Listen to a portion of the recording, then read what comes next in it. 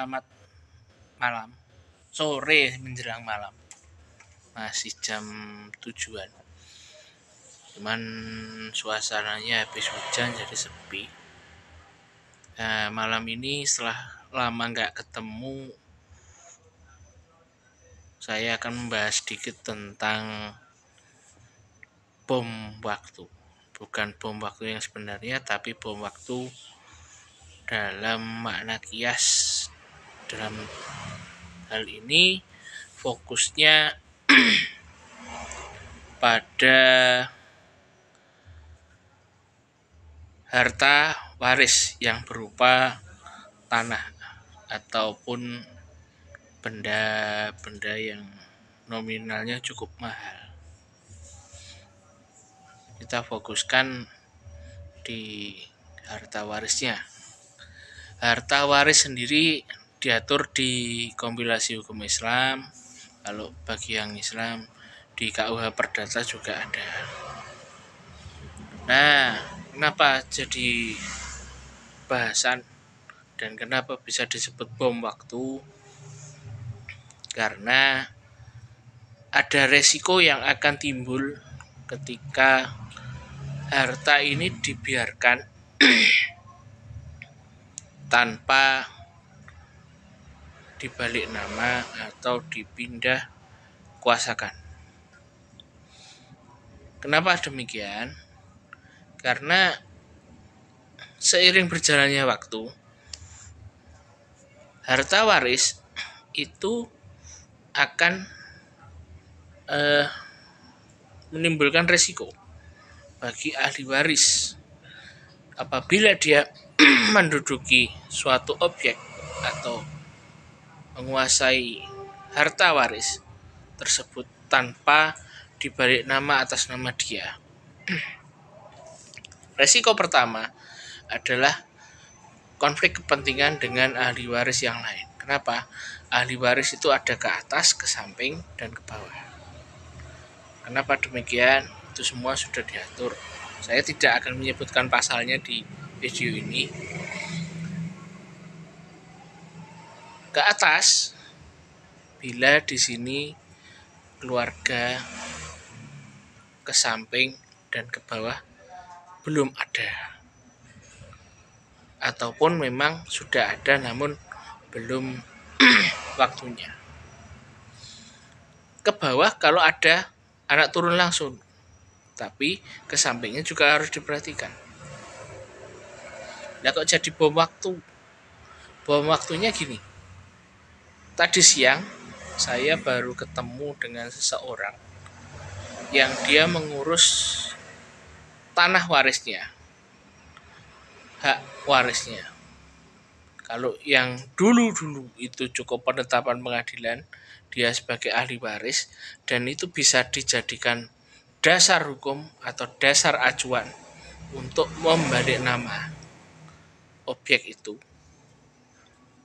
Namun sekarang tidak bisa. Di sini harus ada persetujuan dan pembayaran pajak. Pajaknya berapa persen saya tidak mengulik terlalu dalam. Seiring berjalannya waktu, kurang lebih 3-4 tahunan, ada kejadian dan ada aturan-aturan baru yang menyatakan bahwa ahli waris ini kalau tidak segera membalik nama dan memindah kuasakan objek waris ini, maka objek warisnya bisa dibatalkan. Loh, kok bisa begitu? Kebetulan dia seorang ibu-ibu. Alasannya dapat penjelasan dari kecamatan, dari kelurahan, ada aturan baru bahwa kalau tidak dipindah kuasakan bisa hangus. Termasuk kewajiban pajaknya kalau tidak dipindahkan juga hangus. Nah, konsekuensi dari ini, kalau hangus, atau kita concern dengan istilah bom waktunya itu, kalau seseorang tidak membayar pajak dalam durasi tertentu, otomatis objek tersebut dapat dimiliki atau disita oleh negara. Nah, ini akan menjadi bom waktu yang sangat berbahaya. Kehilangan harta waris satu, keduanya otomatis dia tidak memiliki apa-apa, atau bahkan dia bisa terusir kalau memang harta waris itu berupa rumah dan tanah pekarangan yang dia tempati. Maka pada malam hari ini mari kita pecah masalah. Seorang menerima warisan, segera buat surat keterangan waris untuk kemudian ajukan penetapan dan sekaligus pemberitahuan atau persetujuan ke kantor pajak berdasarkan keterangan ibu-ibu yang tadi siang. Lah, kenapa kok seperti itu? Itu memang ada aturan baru. Tujuannya biar jelas semuanya, biar tidak obskur, tidak gerambiang. Nah, kok seperti itu? Mungkin tujuannya negara memang untuk menertibkan. Keduanya, ini ahli waris sah atau bukan? Sebaiknya segera lakukan itu sebelum ada ahli waris yang lain yang menggugat atau orang lain yang mengajukan klaim kepemilikan. Sangat berbahaya sekali. Itu akan meledak sewaktu-waktu. Yang selanjutnya, kenapa jadi bom waktu? Selain itu tadi yang saya sampaikan, ada orang lain yang menguasai, ada resiko tidak dapat mengelola dan atau membuat semuanya jadi tidak jelas. Misal, seorang suami meninggalkan istri dan anak.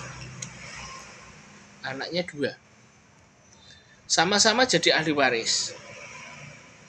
Namun di sini apabila salah satu pihak mendaftarkan terlebih dahulu atau mengajukan gugatan dengan beberapa alasan, salah satunya pembayaran pajak, keduanya mengelola, dan mungkin di sini ada alasan yang dibuat-buat, misalkan surat wasiat yang dipalsukan atau membuat surat wasiat yang tidak otentik. Ini akan jadi bom waktu yang konfliknya bakal panjang. Nah, di kemudian hari tentunya kalau keluarga sudah berkonflik, hubungannya pasti tidak baik. Sebaiknya segera daftarkan, catatkan, dan pindah kuasakan. Siapapun itu. Sekian dulu video singkat kali ini. Ya, semoga bermanfaat bagi siapapun yang mendengar atau melihat. Kalau ada salah-salah kata, ada pertanyaan, ada masukan, saran, silahkan tulis di kolom komentar. Jangan lupa dibagikan. Sekian dulu. Assalamualaikum warahmatullahi wabarakatuh.